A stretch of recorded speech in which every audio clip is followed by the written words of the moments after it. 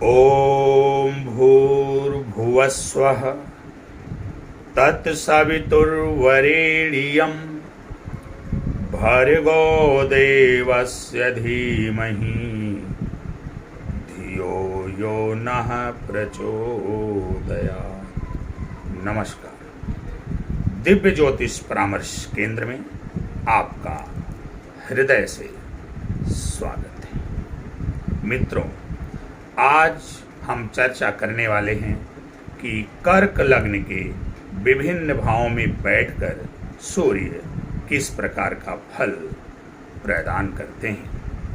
इसके पहले हमने मेष लग्न, वृषभ लग्न और मिथुन लग्न की चर्चा किया है कि इन तीनों लग्नों के विभिन्न भावों में बैठकर सूर्य किस प्रकार का फल प्रदान करते हैं।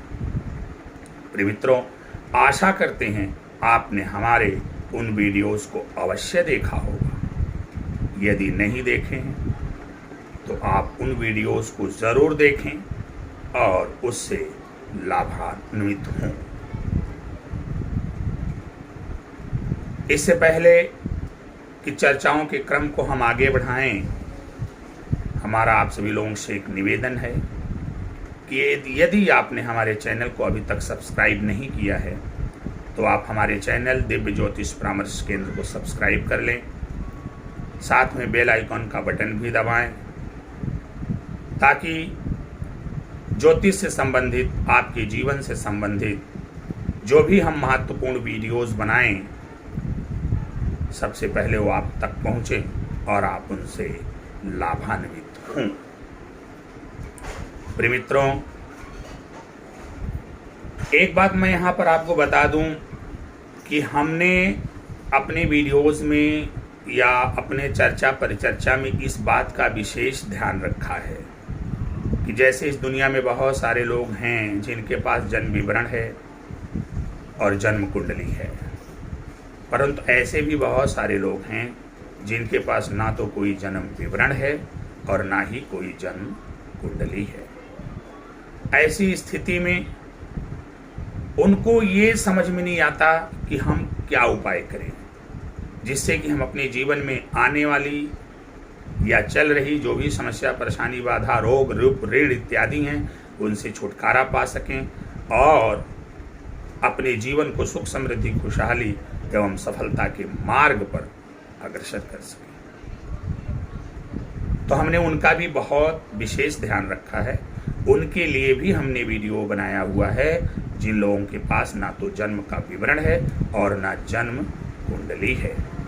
अतः सभी लोग जिनके पास जन्म कुंडली है, जन्म विवरण है, वो लोग भी, और जिनके पास जन्म विवरण और जन्म कुंडली नहीं है वो लोग भी, सभी लोग हमारे YouTube चैनल दिव्य ज्योतिष परामर्श केंद्र को जरूर सब्सक्राइब करें और बेल आइकॉन का बटन भी दबाएं ताकि यहाँ पर जो भी चर्चा पर चर्चा की जा रही है उससे आप लाभान्वित हो सकें। प्रिय मित्रों, आइए चर्चाओं के क्रम को आगे बढ़ाते हैं और सबसे पहले जान लेते हैं कर्क राशि किस तत्व की राशि होती है। तो मित्रों, राशियों के क्रम में चौथे नंबर पर आने वाली राशि कर्क राशि है और ये जल तत्व की राशि है। आइए जानते हैं कि हम ये कैसे पहचानेंगे कि ये कुंडली कर्क लग्न की है। तो जब किसी कुंडली के चार्ट का निर्माण किया जाता है तो उसमें कुल 12 खाने, 12 घर, 12 भाव बनाए जाते हैं। तो उसमें जो पहला खाना होता है, जो प्रथम भाव होता है, पहला घर होता है, उसको लग्न बोला जाता है। और उस लग्न में जो नंबर लिखा होता है उस नंबर के क्रम पर जो राशि आती है उसी के आधार पर उस कुंडली को हम उस लग्न की कुंडली कह देते हैं। जैसे अब बात चूंकि कर्क लग्न की हो रही है तो जब कर्क लग्न की कुंडली होगी जो, उसमें आप देखेंगे जो उसका पहला भाव होगा, पहला खाना होगा, उसमें 4 नंबर लिखा होगा और 4 नंबर पर आती है कर्क राशि। इसलिए अब इस कुंडली को हम कर्क लग्न की कुंडली बोलेंगे। तो यदि कर्क लग्न की कुंडली है तो फिर कर्क लग्न में सूर्य किस प्रकार का फल प्रदान करेंगे अलग अलग भावों में, अलग अलग घरों में।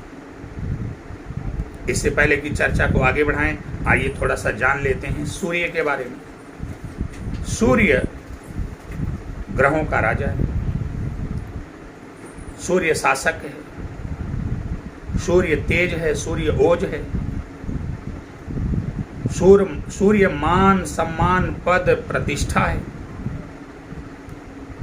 सूर्य आपका अधिकार है, सूर्य आपका गर्व है, सूर्य आपका अभिमान भी है, सूर्य आपका अहंकार भी है, सूर्य आपका स्वाभिमान भी है, सूर्य आपका गौरव भी है, सूर्य आपकी पद प्रतिष्ठा, इज्जत, शोहरत, मान, मर्यादा, सब कुछ।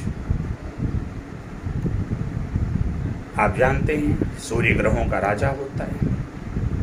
इसलिए किसी भी जातक की कुंडली किसी भी लग्न की हो, सूर्य की बड़ी ही महत्वपूर्ण भूमिका होती है।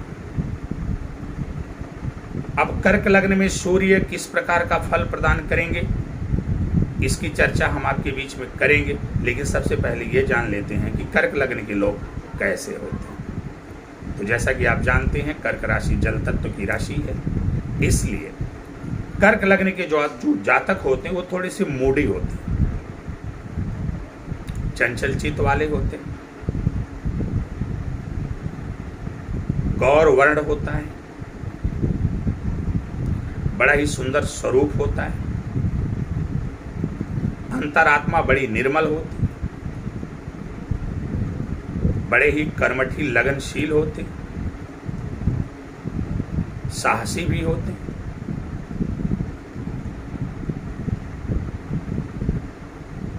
ऐसे लोगों के ऊपर भगवान शिव जी की विशेष अनुकंपा होती है। मैं तो कर्क लग्न वालों से बार बार कहता हूं कि आपको शिव जी की शरण में बने रहना चाहिए, कि शिव ही आपका परम कल्याण करने वाले हैं। आइए चर्चा के क्रम को आगे बढ़ाते हैं कि यदि कर्क लग्न के प्रथम भाव में यानी लग्न में ही सूर्य है तो ये कैसा फल प्रदान करेंगे। तो जब कर्क लग्न के लग्न में ही सूर्य बैठेंगे तो वहां पर चंद्रमा की राशि है, क्योंकि कर्क राशि का जो स्वामी होता है वो चंद्रमा है। तो चंद्रमा की राशि है, चंद्रमा इनके मित्र हैं। तो अब मित्र की राशि में बैठ करके सूर्य आपके लग्न में बैठ करके आपको बहुत ही अच्छा परिणाम देंगे। आपको तेजस्वी बनाएंगे, आपको वजस्वी बनाएंगे, आपके शरीर के कद काठी को सुंदर बनाएंगे, आपका व्यक्तित्व तो आकर्षक होगा, प्रभावशाली होगा, समाज में आपकी प्रतिष्ठा बढ़ेगी, आप लंबे कद के हो सकते हैं। कुल मिला जुला के संक्षेप में कहें तो यहाँ पर बैठे हुए सूर्य आपके व्यक्तित्व में चार चांद लगा देते हैं, आपके व्यक्तित्व को प्रकाशमान तेजमान बना देते हैं। आज आप जिस सभा, जिस महफिल में या जहाँ पर जाएंगे आपका वहाँ पर वर्चस्व बनेगा। लेकिन मैं बार बार एक बात को दोहराता हूँ कि चूंकि सूर्य अहंकार पैदा करते हैं तो थोड़ा सा आपको ध्यान रखना है कि यदि आप कर्क लग्न के हैं या किसी भी लग्न के हों, यदि आपके लग्न में ही सूर्य हों तो थोड़ा सा आपको अपने स्वभाव में विनम्रता लानी चाहिए और अहंकार से बचने का प्रयास करना चाहिए। तो लग्न में बैठ करके सूर्य आपको एक आकर्षक व्यक्तित्व देते हैं, परंतु यहाँ पर बैठे हुए सूर्य की जो सातवीं दृष्टि है वो सप्तम भाव पर पड़ती है। सप्तम भाव में मकर राशि होती है। मकर राशि के स्वामी शनि हैं और सूर्य की शनि से नैसर्गिक शत्रुता है। तो लग्न में बैठे हुए सूर्य की जो सप्तम दृष्टि है वो सप्तम पर शत्रु दृष्टि पड़ रही है। परिणाम स्वरूप अब यहाँ पर सूर्य आपको नकारात्मक फल देंगे। अब नकारात्मक फल में क्या देंगे? आपका वैवाहिक जीवन डिस्टर्ब हो सकता है, पति पत्नी के बीच अनबन हो सकती है। आपके जो बिजनेस पार्टनर हैं उनके साथ आपका मतभेद हो सकता है। आपके कार्य व्यवसाय में कुछ बाधा आ सकती है। कभी कभी ऐसी भी स्थिति बन सकती है कि हो सकता है कि पति पत्नी के बीच यानी लाइफ पार्टनर या बिजनेस पार्टनर के बीच कुछ इस प्रकार का भी विवाद उत्पन्न हो जाए जिसके चलते कोर्ट कचहरी का सामना करना पड़ सकता है। तो एक तरफ जहां कर्क लग्न के लग्न में बैठ करके सूर्य आपके व्यक्तित्व को अनोखा बना दे रहे हैं, वहीं उनकी सप्तम दृष्टि आपके सप्तम भाव पर पड़ने के कारण आपका जो पार्टनरशिपी का जीवन है, चाहे लाइफ पार्टनर को लेकर के, चाहे बिजनेस पार्टनर को लेकर के, या किसी भी पार्टनर को लेकर के, किसी भी प्रकार के पार्टनर को लेकर के है, वहां पर थोड़ी सी असंगति विसंगति का आपको सामना करना पड़ सकता है। आइए बात करते हैं कर्क लग्न के दूसरे भाव में, द्वितीय भाव में, जहां से मुख्य रूप से धन, वाणी और कुटुंब का विचार किया जाता है। वहां बैठेंगे सूर्य तो कैसा फल प्रदान करेंगे। तो कर्क लग्न के द्वितीय भाव में इनकी खुद की राशि सिंह राशि, जाहिर सी बात है। अब सूर्य यहां पर बैठेंगे, अपनी ही राशि में बैठेंगे तो आपको महाधनी बना देंगे। आपको एक बहुत बड़ा परिवार, विशाल परिवार देंगे। परिवार के बीच में आपका वर्चस्व रहेगा, आपका अधिकार रहेगा। परिवार में आपको बहुत ही सम्मान और इज्जत की दृष्टिकोण से देखा जाएगा। चूंकि ये वाणी का भी भाव है तो यहाँ पर सूर्य बैठेंगे तो आपकी वाणी में तेज पैदा करेंगे, ओज पैदा करेंगे। आपकी वाणी काफ़ी प्रभावशाली भी रहेगी। लेकिन फिर मैं वही बात को दोहराऊंगा कि थोड़ा सा अहंकार पूर्ण वाणी का परित्याग करना होगा। वाणी प्रभावशाली रहेगी, तेज रहेगी, वाणी में ओज रहेगा, वाणी में आकर्षण भी रहेगा। लेकिन आपको व्यक्तिगत रूप से इस बात को ध्यान रखना चाहिए कि जो आपकी वाणी है वो उसमें अभिमान का पुट ना हो। इससे आपको सदैव बचने का प्रयास करना चाहिए। सूर्य किसी भी भाव में बैठे हों, एक बात आप ध्यान से सुन लीजिए, सूर्य किसी भी भाव में बैठे हों, उस भाव से संबंधित जो रिश्ते हैं या जो चीजें हैं उनके प्रति आपको अहंकार नहीं करना चाहिए। तो समझ लीजिए आपका जीवन बहुत ही अच्छा जाएगा। तो यहाँ पर बैठे हुए धन भाव में बैठे हुए सूर्य आपको महाधनी बना रहे हैं, आपको बड़े परिवार का मालिक भी बना रहे हैं, आपके परिवार में सुख समृद्धि खुशहाली भी ला रहे हैं, साथ ही आपकी वाणी को ओजपूर्ण तेजपूर्ण भी बना रहे हैं। परंतु यहाँ पर बैठे हुए सूर्य की जो सातवीं दृष्टि है वो अष्टम भाव पर पड़ेगी। अष्टम भाव आप जानते हैं मृत्यु का विचार यहाँ से किया जाता है और आकस्मिकता का भी विचार किया जाता है। आकस्मिकताओं का कारक है अष्टम भाव।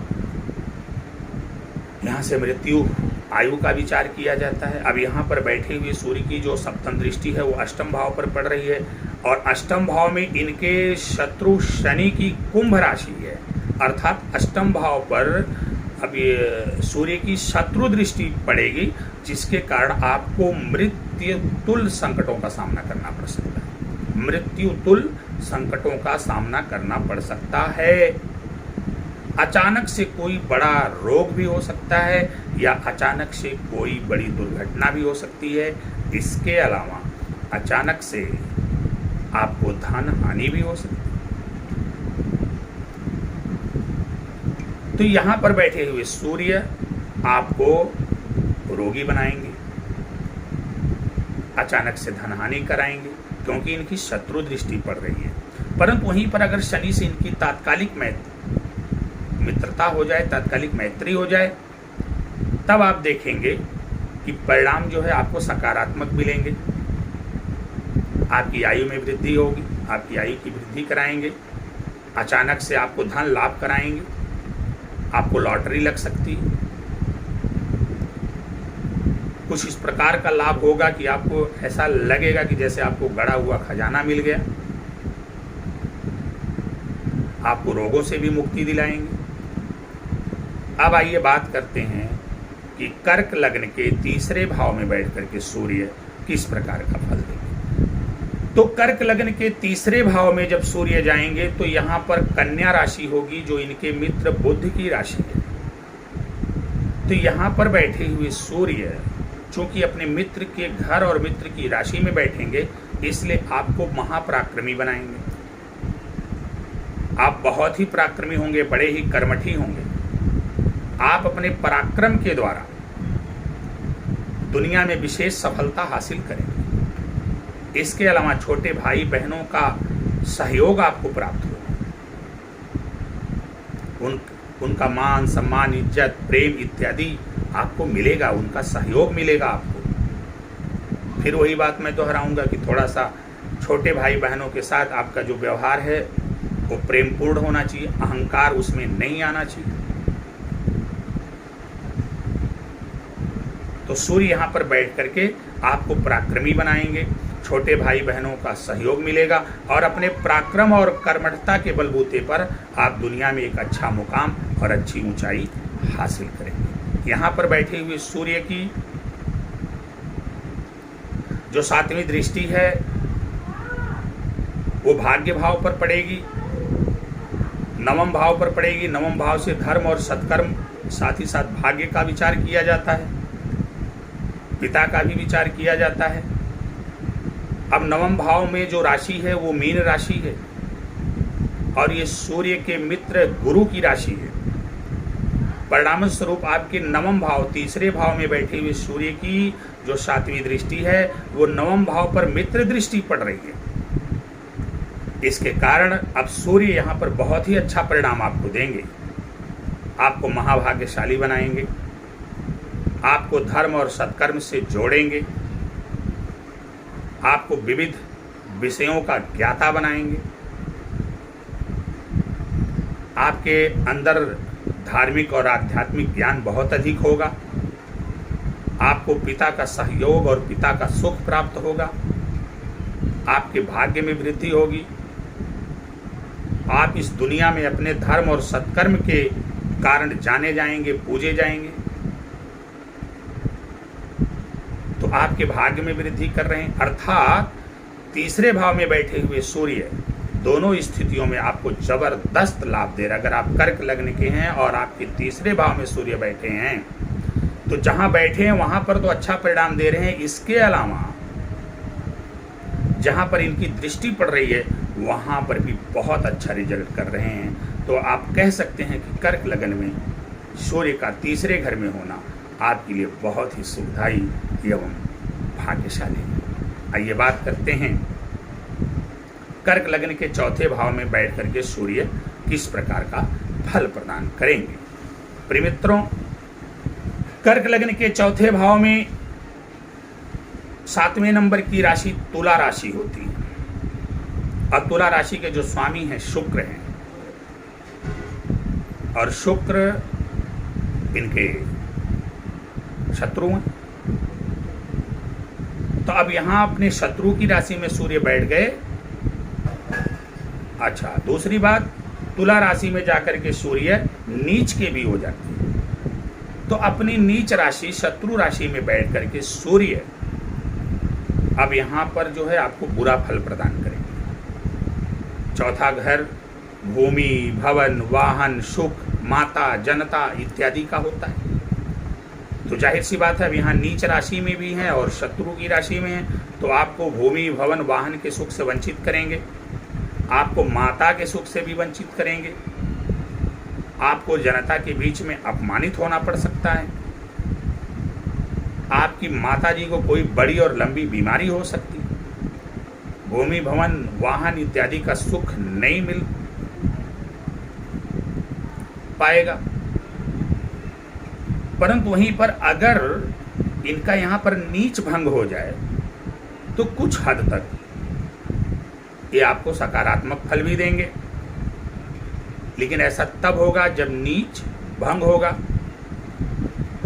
और साथ ही साथ शुक्र से इनकी तात्कालिक मैत्री भी हो जाए, तब कुछ हद तक इनके नकारात्मक फलों में कमी आएगी और कुछ सकारात्मक फल भी देखने को मिलेंगे। यहाँ पर बैठे हुए सूर्य की जो 7वीं दृष्टि है वो उच्च दृष्टि 10वें भाव अर्थात कर्म भाव पर पड़ेगी, क्योंकि वहां पर 1 नंबर की राशि मेष राशि है और मेष राशि में सूर्य उच्च के हो जाते हैं।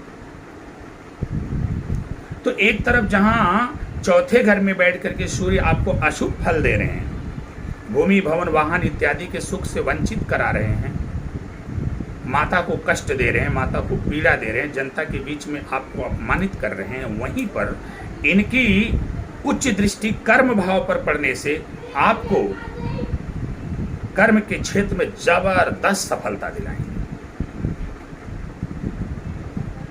यदि आप सरकारी नौकरी करते हैं तो उच्च पद पर आसीन होंगे। यदि आप बिजनेस और व्यापार करते हैं तो बहुत बड़े स्तर पर आप बिजनेसमैन होंगे। आपको बिजनेस और व्यापार में जबरदस्त सफलता मिलेगी। आपका प्रमोशन करवाएंगे, पिता का सुख मिलेगा, आपको पिता का सहयोग मिलेगा। कुल मिला जुला के संक्षेप में कहें तो चौथे घर में बैठे हुए सूर्य जहां एक तरफ चौथे घर के सुख से आपको वंचित कर रहे हैं, वहीं दूसरी तरफ आपको कर्म के क्षेत्र में जबरदस्त सफलता दिलाने का काम कर रहे हैं। यदि दोनों का कॉम्बिनेशन बनाया जाए तो कहीं ना कहीं आप देखेंगे कि आप अपने कर्म द्वारा, अपने बिजनेस, अपने व्यापार द्वारा, अपने नौकरी, अपने पद और अपने प्रतिष्ठा द्वारा जिन चीजों की हानि सूर्य चौथे घर में बैठ के कर रहे हैं, उन चीजों को आप अवश्य प्राप्त करेंगे। आइए बात करते हैं सूर्य पंचम भाव में बैठ करके आपको कैसा फल प्रदान करेंगे। तो जो कर्क लग्न का पंचम भाव है उसमें वृश्चिक राशि होती, ये मंगल की राशि है और मंगल इनके मित्र हैं, तो अपने मित्र की राशि में बैठेंगे तो जाहिर सी बात है आपको अच्छा फल देंगे, आपके ज्ञान में वृद्धि कराएंगे, आपको संतान का सुख भी प्राप्त होगा। लेकिन ध्यान रहे केवल एक ही संतान ऐसी होगी जो आपको सुख प्रदान करेगी। तो पंचम भाव में बैठे हुए सूर्य आपके ज्ञान में वृद्धि कराएंगे, आपको संतान सुख भी देंगे, परंतु केवल एक ही संतान द्वारा आपको वो सुख प्राप्त होगा। यहाँ पर बैठे हुए सूर्य की जो 7वीं दृष्टि है वो लाभ भाव पर पड़ेगी और वहां पर इनके शत्रु शुक्र की वृषभ राशि, जिसके कारण शत्रु दृष्टि पड़ेगी। तो लाभ में कुछ उतार चढ़ाव देखने को मिल सकता है, कभी लाभ दिखाई देगा तो कभी हानि दिखाई देगी। लेकिन फिर भी हम इतना कहेंगे कि चूंकि आप अपने जीवन में इतने अधिक लाभ कमाएंगे, यदि सूर्य पंचम में हैं, कि उसके आगे हानि की कोई गणना नहीं होगी। यदि यहां पर शुक्र के साथ तात्कालिक मैत्री हो जाए तो फिर कहना ही क्या, आपको जबरदस्त लाभ करवाएंगे, आय के कई स्रोत होंगे, आप सरकार से जुड़ करके कार्य करेंगे, सरकार द्वारा आपको विशेष लाभ प्राप्त होगा। आइए बात करते हैं कि कर्क लग्न के 6वें भाव में बैठ करके सूर्य किस प्रकार का फल देंगे। तो यदि कर्क लग्न के 6वें भाव में सूर्य जाएंगे तो 6वें भाव में इनके मित्र गुरु की धनु राशि 9वें नंबर की राशि, चूंकि 6वें भाव में अपने मित्र की राशि में बैठेंगे तो अब जो 6वां भाव होता है रोग, रिपु, ऋण इत्यादि का होता है। अब यहाँ इस बुरे भाव में जाएंगे सूर्य तो उनकी जो ऊर्जा है वो आपको रोग, रिपु, ऋण इत्यादि से मुक्त करने में ही अधिकांश रूप से व्यय होगी। रोग बढ़ेगा, रिपु भी बढ़ेंगे और कर्ज भी बढ़ेगा, लेकिन उसका निदान भी यहाँ पर बैठे हुए सूर्य करेंगे, क्योंकि यहाँ पर बैठे हुए जो सूर्य हैं उनकी जो सप्तम दृष्टि है वो आपके व्यय भाव पर पड़ेगी और वहां पर इनके मित्र बुध की मिथुन राशि 3रे नंबर की राशि, व्यय भी करवाएंगे। कहाँ पर व्यय करवाएंगे? राजशाही में करवाएंगे, शहनशाही में करवाएंगे, सुख सुविधाओं के ऊपर खर्च करवाएंगे। कुछ खर्च कोर्ट कचहरी इत्यादि के ऊपर भी करवाएंगे।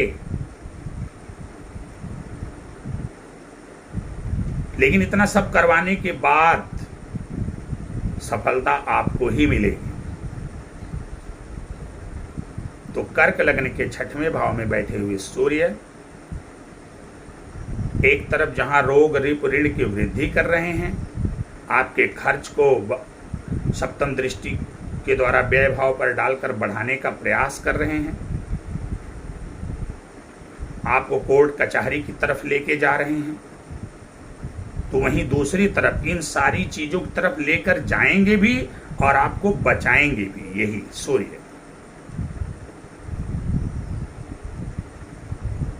आइए बात करते हैं कि अगर सप्तम भाव में सूर्य बैठेंगे तो किस प्रकार का फल प्रदान करेंगे। सप्तम भाव यहाँ पर 10 नंबर की राशि अर्थात मकर राशि है, इनके नैसर्गिक शत्रु शनि की राशि। तो वैसे ही कोई भी लग्न हो, सप्तम भाव में सूर्य का बैठना अच्छा नहीं माना गया। यहाँ पर बैठ करके सूर्य तो वैवाहिक जीवन को डिस्टर्ब ही कर देते हैं।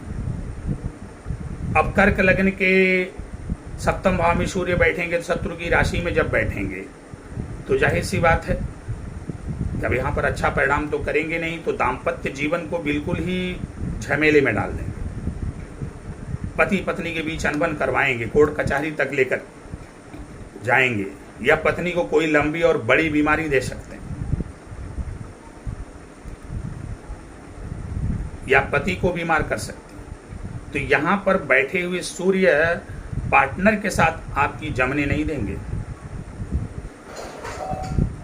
आपके अंदर जबरदस्त अहंकार भी होगा, आपका बिजनेस पार्टनर से भी नहीं जमेगा, कार्य व्यापार आपका बहुत अच्छा नहीं चल पाएगा अगर सप्तम भाव में सूर्य बैठे हैं। परंतु यहाँ पर बैठे हुए सूर्य की अगर शनि के साथ तात्कालिक मैत्री हो जाए तो आपको कुछ हद तक राहत मिलेगी।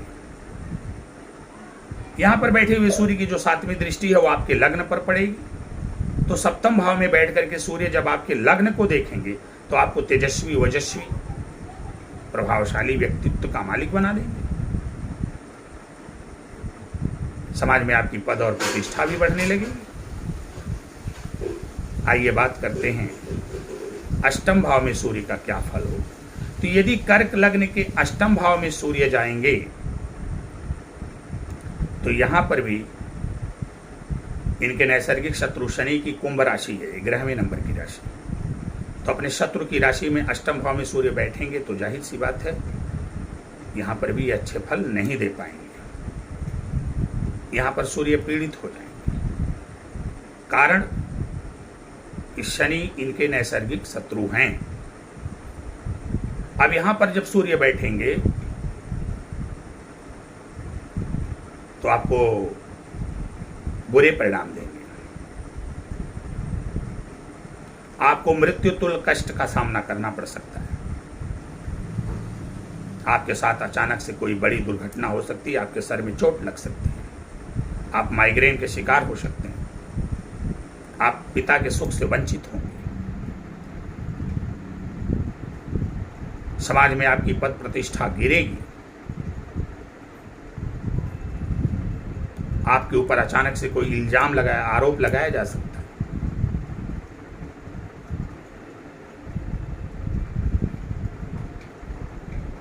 परंतु यदि शनि के साथ तात्कालिक मैत्री में हो तो इन दुष्परिणामों में कुछ हद तक सुधार भी हो सकता है। अब यहां पर बैठे हुए सूर्य की जो सप्तम दृष्टि है वो आपके धन भाव अर्थात द्वितीय भाव पर पड़ेगी, अपने ही राशि पर पड़ेगी। जाहिर सी बात है किसी भी ग्रह की दृष्टि जब मित्र दृष्टि पड़ती है या अपने ही राशि पर या उच्च दृष्टि पड़ती है तो वहां पर वो अच्छा परिणाम देते हैं। परंतु अष्टम भाव में बैठ करके सूर्य इस तरह पीड़ित हो जाएंगे कि चाह करके भी वहां अच्छा फल नहीं दे पाएंगे। परिणाम स्वरूप आपको धन संबंधी, परिवार संबंधी या वाणी संबंधी समस्याओं का सामना करना पड़ सकता है। तो यदि आप कर्क लग्न के हों और सूर्य अष्टम भाव में चले गए हों तो आपको इनका विशेष उपाय करना चाहिए। किसी अच्छे ज्योतिषी से परामर्श लेकर के आपका इनका विशेष उपाय करना चाहिए। आइए बात करते हैं कर्क लग्न के नवम भाव में बैठ करके सूर्य किस प्रकार का फल प्रदान करेंगे। यदि कर्क लग्न की कुंडली के नवम भाव में सूर्य जाएंगे तो वहां पर देवगुरु बृहस्पति की मीन राशि होगी, और देवगुरु बृहस्पति इनके मित्र हैं, तो अपने मित्र की राशि में जब सूर्य बैठेंगे, मित्र का घर भी है, मित्र की राशि भी है, तो मित्र की राशि में जब सूर्य बैठेंगे तो यहाँ पर बहुत अच्छा रिजल्ट करेंगे, बहुत अच्छा फल देंगे, आपको धार्मिक बनाएंगे, आपको आध्यात्मिक बनाएंगे, आपको परम भाग्यशाली बनाएंगे, आपको पिता का सुख मिलेगा, पिता का सहयोग मिलेगा, आप अपने दान धर्म सत्कर्म पुण्यों इत्यादि के लिए जाने जाएंगे, आपको पुण्यों के भागीदार बनाएंगे, आप परम भाग्यशाली हो जाएंगे। और यहां पर बैठे हुए सूर्य की जो सप्तम दृष्टि है वो आपके पराक्रम भाव पर पड़ेगी, और वहां पर इनकी मित्र दृष्टि पड़ेगी, तीसरे नंबर की राशि है जी नहीं, छठवें नंबर की राशि कन्या राशि। कन्या राशि का स्वामी बुध के साथ इनकी मित्रता, तो मित्र दृष्टि पड़ेगी, तो पराक्रम में वृद्धि कराएंगे, छोटे भाई बहन का भी सुख मिलेगा, आप अपने पराक्रम के द्वारा दुनिया में बहुत कुछ हासिल करेंगे। प्रिय मित्रों, आपने देखा कि पराक्रम भाव में बैठे हुए सूर्य विशेष फल प्रदान कर रहे हैं, नवम भाव भाग्य भाव में बैठे हुए सूर्य विशेष फल प्रदान कर रहे हैं। कुल मिला जुला के संक्षेप में आप कह सकते हैं, यदि कर्क लग्न के आप हैं, तीसरे घर में सूर्य हैं या फिर नवे घर में सूर्य हैं, तो यह मान के चलिए आप महापराक्रमी भी हैं और महाभाग्यशाली भी हैं, आप धार्मिक भी हैं, आध्यात्मिक भी हैं, आप सत्कर्मी भी हैं। ये सूर्य की बहुत अच्छी स्थिति। आइए बात करते हैं 10वें घर में बैठ करके सूर्य किस प्रकार का फल प्रदान करेंगे। प्रिय मित्रों, 10वें घर में 1 नंबर है, मेष राशि, मंगल की राशि है, और मेष राशि में बैठ करके सूर्य उच्च के हो जाते हैं, तो 10वें घर में जब सूर्य जाएंगे तो उच्च के हो जाएंगे। अब कर्क लगन की कुंडली हो और सूर्य उच्च के हो तो फिर इससे बढ़िया संयोग और क्या हो सकता है। धन भाव के मालिक हैं, आप अपने कर्मों के द्वारा, चाहे बिजनेस व्यापार हो या गवर्नमेंट जॉब, आप अपने कर्मों के द्वारा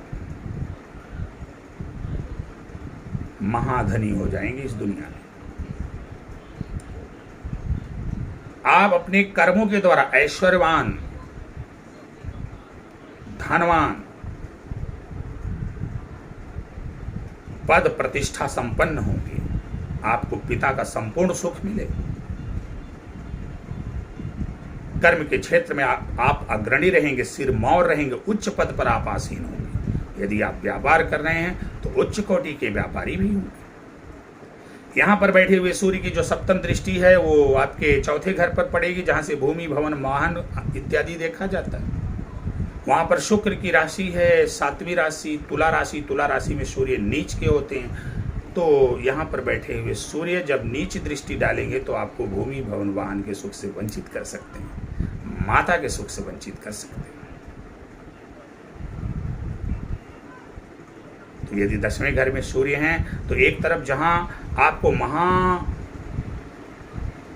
पराक्रमी, कर्मठ, आपको उच्च पद पर प्रतिष्ठित कर रहे हैं, उच्च कोटि का व्यापारी इत्यादि बना रहे हैं, वहीं दूसरी तरफ सप्तम दृष्टि से आपको भूमि भवन वाहन और माता के सुख से वंचित कर रहे हैं। तो आपको थोड़ा सा ध्यान रखना होगा, यहाँ पर इनका आपको उपाय करना पड़ेगा। आइए बात करते हैं, यदि कर्क लग्न की कुंडली के 11वें भाव में सूर्य चले जाएं तो किस प्रकार का फल देंगे। यानी लाभ भाव में, जहाँ से आय का विचार किया जाता है, वहाँ पर 2 नंबर अर्थात वृषभ राशि है, जो इनके शत्रु शुक्र की राशि है। तो जाहिर सी बात है, कोई भी ग्रह अपने शत्रु राशि में जब बैठता है तो अच्छा फल नहीं दे पाता है। तो अब आपकी लाभ की स्थिति जो है वो थोड़ी सी डामाडोल होगी, आय की स्थिति थोड़ी सी डामाडोल होगी। आपके दादाजी को प्रॉब्लम हो सकती, बड़े भाई से भी दिक्कत हो सकती है। परंतु यहाँ पर अगर सूर्य की शुक्र के साथ तात्कालिक मैत्री हो तो सकारात्मक परिणाम भी मिलेंगे, आय के स्रोत बढ़ेंगे, अच्छी आमदनी होगी, अच्छा लाभ दिलवाएंगे। और यहाँ पर बैठे हुए सूर्य की जो सप्तम दृष्टि है वो संतान भाव पर पड़ेगी। तो सूर्य की दृष्टि जब संतान भाव में पड़ेगी और वहां पर मंगल की राशि वृश्चिक राशि है तो मित्र दृष्टि पड़ेगी, तो जाहिर सी बात है आपको संतान सुख दिलवाएंगे। यह है कि यहाँ पर बैठे हुए सूर्य जब संतान भाव पे लग्न कोई भी हो, ध्यान रखना कि सूर्य की दृष्टि जब संतान भाव पर पड़े तो सूर्य का उपाय जरूर करना चाहिए, क्योंकि सूर्य में इतना तेज होता है कि कभी कभी सूर्य की दृष्टि पड़ने से गर्भपात की भी संभावना बढ़ जाती है। इसलिए अगर 11th हाउस में ग्रामीण घर में सूर्य हैं तो आपको थोड़ा सा ध्यान रखना होगा। बाकी इनकी मित्र दृष्टि पड़ रही, कोई विशेष क्षति नहीं होगी, संतान सुख मिलेगा, ज्ञान का सुख मिलेगा, आप महाज्ञानी होंगे, आपकी संतान अच्छी होगी, तो बढ़िया फल यहाँ पर दे रहे हैं। आइए बात करते हैं कर्क लग्न के 12वें भाव में बैठ करके, यानी जिसको व्यय भाव और मोक्ष का भाव कहा जाता है, वहाँ पर बैठ करके सूर्य किस प्रकार का फल प्रदान करेंगे। तो जहाँ तक 12वें भाव का सवाल है वहाँ पर आप देखेंगे तो वहाँ पर इनके मित्र बुध की मिथुन राशि, तो अपने मित्र की राशि में बैठेंगे तो कोई बहुत बड़ा नुकसान तो नहीं करवाएंगे आपका, लेकिन व्यय करवाएंगे। मैंने कहा सुख सुविधाओं के ऊपर आप व्यय करेंगे, आप दिखावे के लिए व्यय करेंगे, समाज में अपने आप को दिखाने के लिए, शो करने के लिए आप व्यय करेंगे, व्यय की अधिकता होगी।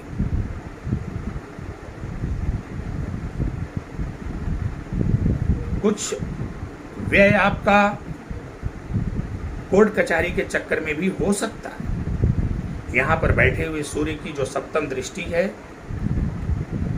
वो 6वें घर अर्थात रोग रिप ऋण पर पड़ेगी। तो यहां पर बैठे हुए सूर्य जहां एक तरफ आपसे व्यय करवा रहे हैं,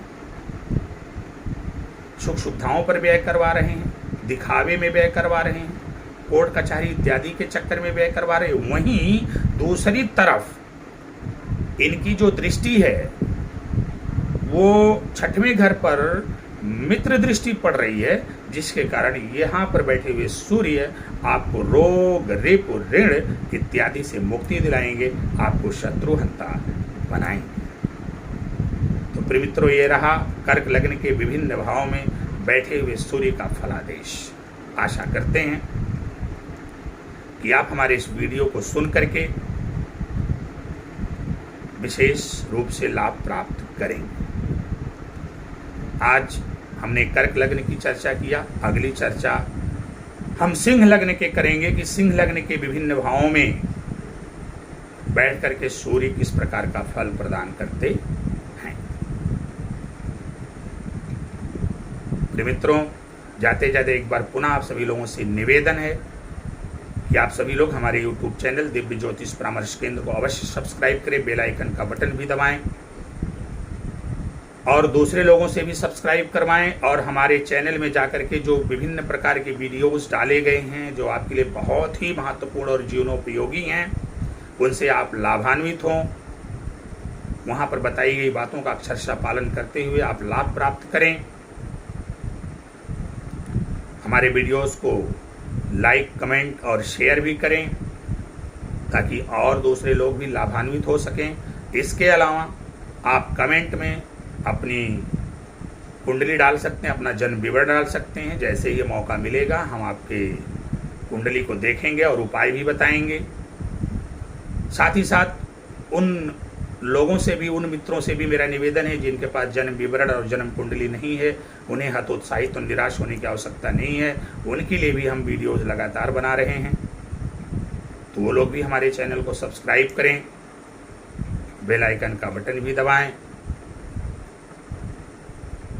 ईश्वर से प्रार्थना है कि आप सभी लोगों का जीवन सुखी समृद्धि एवं खुशहाल हो, सफलता के मार्ग प्रशस्त हों। आपके जीवन में चल रही आने वाली जो भी समस्या, परेशानी, बाधा, रोग, ऋण इत्यादि हैं, सबसे आप सभी लोगों को मुक्ति मिले। भगवान भोलेनाथ की कृपा सदैव आप सभी पर बनी रहे। आज के लिए बस इतना ही, फिर मिलेंगे। नमस्कार।